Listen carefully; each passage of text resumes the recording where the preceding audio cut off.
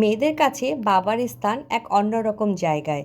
হৃদয়ের একটা ভালোবাসার বিশাল জায়গা জুড়ে রয়ে থাকে বাবা।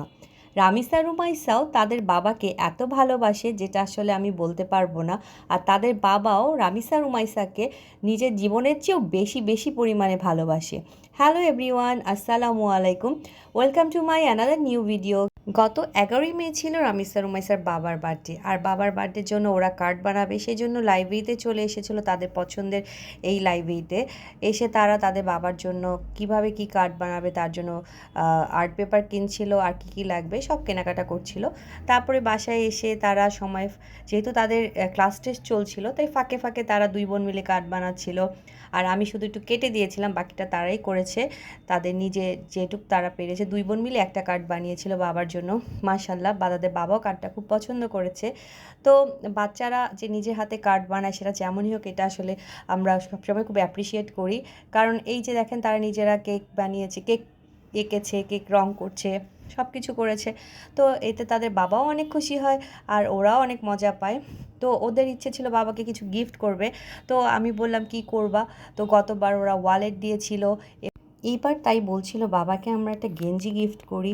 আর সাধারণত ওর বাবার গেঞ্জি, টি শার্ট বা শার্ট আমরা কিনি না, বাবাকে নিয়েই কেনে ওরা সবসময়, বা ওর বাবার সাথে আমরা থাকি। তো ওরা বলল যে আমরা এটা নিব। তো আমি মেয়েদের পছন্দ মতো নিলাম, যে মনে করলাম ওদের বাবা লাইক করবে। আর তারপর সেখান থেকে র্যাপিং কাগজ কেনার জন্য চলে আসলাম। তো তারা র্যাপিং কিনে বাসায় এসে, যেহেতু তাদের সিটি এক্সাম চলছিল, ফাঁকে ফাঁকে তারা, তাদের বাবা অফিসে ছিল যাতে এগুলো না দেখতে পারে, তারা র্যাপিং ট্যাপিং করে রেখেছিল। সব কিছুই তারা নিজেরা করেছিল।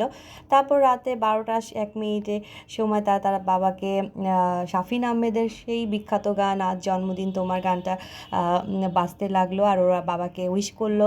তাদের বাবা তো অনেক সারপ্রাইজ, তাদের বাবা চিন্তা করছিল এটার মধ্যে কী আছে। তারপরে কার্ড দেখলো, তারপর তাদের বাবা গিফট খুললো।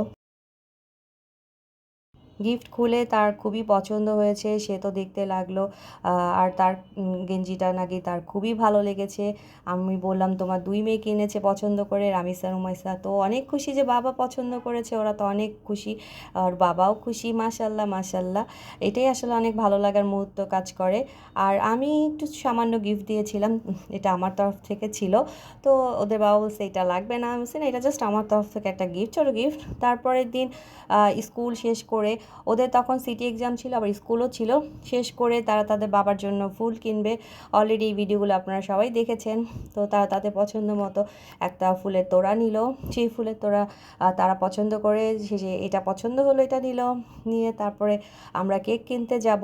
মেয়েরাই পছন্দ করে বাবার জন্য কেক চুজ করলো। তারপরে আমরা 2-3টা কেক শপে গেলাম। তো ওদের যেটা পছন্দ হলো সেটা হচ্ছে এখানের একটা কেক, আপনারা অলরেডি কেকের ভিডিও দেখেছেন।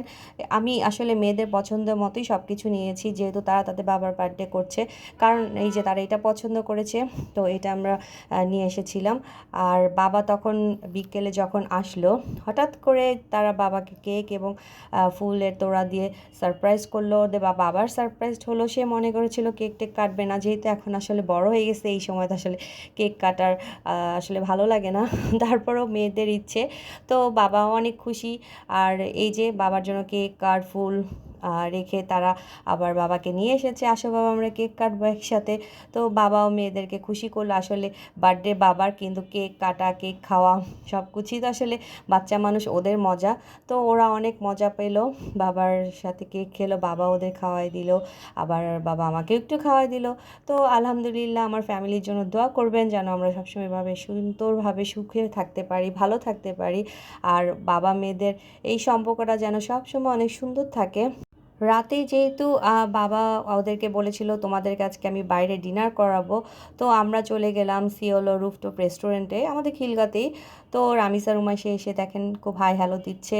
তো আমি বলেছিলাম যে আমি খাওয়াবো, কিন্তু এটা ওর বাবার ট্রিট ছিল, তার বার্থডে ট্রিট আমাদেরকে দিল। আসলে এটা জাস্ট একটা ফ্যামিলি ডিনার বলা যায়। রামিসা রুমাইসার এক্সামও শেষ হলো, ভাবলাম ওদেরও একটু রিফ্রেশমেন্ট হবে। তারপর আমরা হচ্ছে ওদের মেনু দেখলাম। তো অনেক দিন পর পেরি পেরি চিকেন আইটেমটা অর্ডার করলাম। এটা আমি ধানমন্ডি নান্দুসে খেতাম, অনেক মজার সেখানের এই আইটেমটা। তো আর আমিস আর উমাইসা যেহেতু fried rice chicken fry like করে, তো ওদের জন্য আমরা ফ্রাইড রাইস এবং চিকেন ফ্রাই অর্ডার করলাম। তারপর একটু ছবি টবি তুললাম আমরা। আর ওদের ভিউ, ওদের সব কিছু অনেক সুন্দর, মানে উপরে সাজানো টাজানোটা, রুফটপ রেস্টুরেন্ট সবসময় সুন্দর হয় সব জায়গাটাই। তো আর এই যে বাইরের ভিউটাও সুন্দর, রাতের ভিউ। সেদিন অনেক কিন্তু দুপুরবেলা বৃষ্টি হয়েছিল, তো ওয়েদারটা অনেক সুন্দর ছিল। তারপর আমাদের খাবার চলে আসলো, এই তো দেখতেই পাচ্ছেন খাবারের ভিডিও। তো আলহামদুলিল্লাহ ফুড ওয়াজ গুড। রামিসার উমাইসাও খুব মজা পেলো খেয়ে, আলহামদুলিল্লাহ।